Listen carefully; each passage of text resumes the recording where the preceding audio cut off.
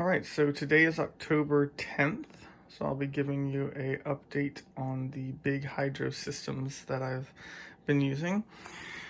So remember those little peppers? They are huge now.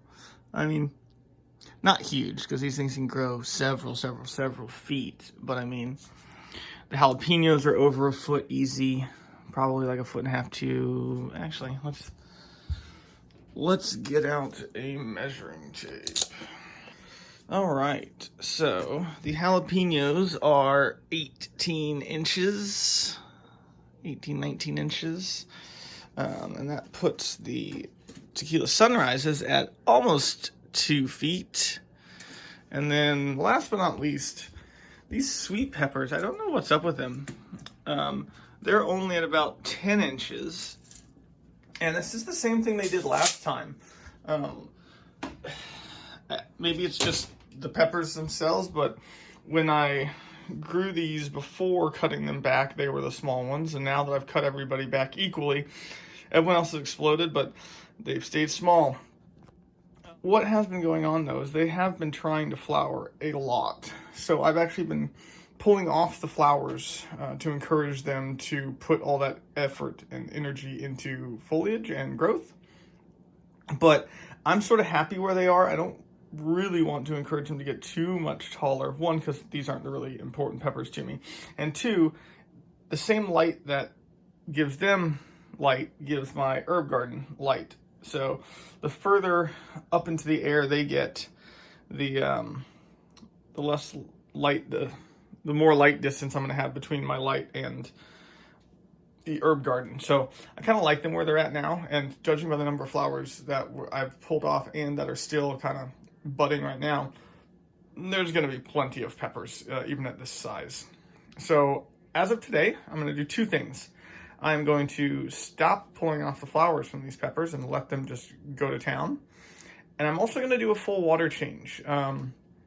And I'm going to try something. So if you'll remember, the reason I cut these peppers back is they were acting weird, and essentially I was getting this just bloom drop. Every single flower would just fall off the plant. I've talked to people about temperature. I've talked to people about a lot of different things that could be causing that. The best guess that I have right now is I'm going to try and do half of the calcium nitrate that I would usually do in my master blends mix. So basically cutting down the calcium nitrate to effectively cut down the nitrite and nitrates themselves to effectively boost the P and K, which is what I'm looking for to hopefully keep the blossoms on. So let's go to the herbs. And remember, these are the herbs that had that horrendous case of root rot when I moved them from the wall hydroponic system into here. I'm starting to think, judging by where that root rot is or was, that it was probably this system caused air roots to be all over the place because I was only running water 15 minutes out of every hour, and kind of depending on how the water ran down the pipe, it allowed for a lot of air roots, and I think I just destroyed the air roots when I put them into this Kratky system. But as you can see, they are mad healthy. They grow like wildfire. I mean, just look at this stupid sage. This sage is the plant, the two plants that had the worst root rot out of anybody. And I mean, I'm growing some peppers over here, and I had to cut the sage back so they weren't covering the light. They're growing off over here, away from the light. I mean, they're just insane. The cinnamon basil's been taking off. The purple basil's been a little slow. Rosemary is understandably slow. It's usually like that. My holy basil, Tycaprow, has been growing now fast. It's a slow grower as well, so I'm really happy to see it doing well. This dwarf curly basil's also been doing fantastically. I just noticed that there's this one branch here that's got some weird brown going on. I didn't see that yesterday when I was down here harvesting a little, so maybe that happened overnight. Either way, I'll figure out what's going on there. I'll probably pull this guy off though. But it's growing so fast, I'm a little afraid it's going to crowd out my oregano, the newest plant that I've put in here to kind of fill that spot where the tarragon died. And of course, the ever healthy spicy bush basil, it doesn't look really any different from before because it was full, bushy, and healthy before, but I officially found pine nuts today at the store, so I'm going to make some pesto, and so I'm going to cut the hell out of this. Maybe a little bit of the cinnamon basil just so it calms down. But that's where we are.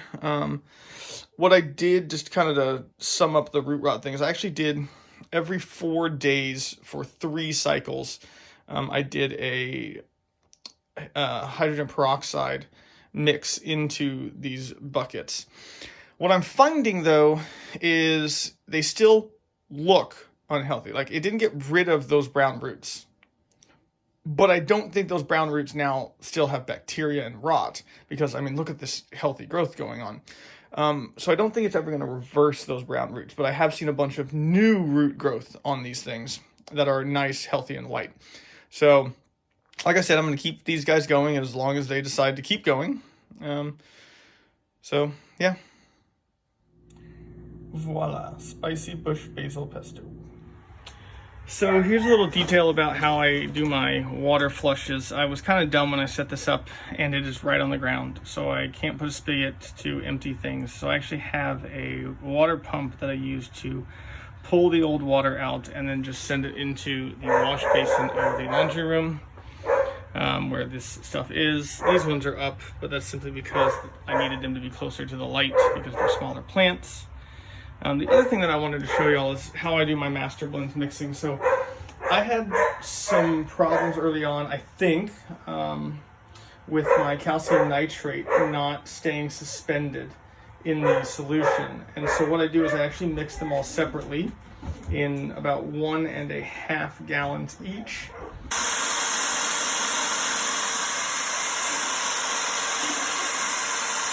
And I do the calcium nitrate in hot water, and I let them sit before combining them in the order that the Master Blends recommends. The other thing that I'm doing this time, I mentioned, is I'm lowering my calcium nitrate ratios to half of what they usually are for vegetative state. The other thing I'm doing is I'm massively increasing my electrical conductivity. So instead of doing the 2 tablespoons Master Blends, 2 tablespoons cal nitrate, and 1 tablespoon Epsom salt, I'm actually doing 6 tablespoons of Master Blends and then 3 of the other 2 elements per 5-gallon bucket. That gets me to a higher EC that peppers I hear like, so I'm going to not only try that, the higher EC for this round to see if that helps with my flowers, but also that drop in cal nitrate ratio.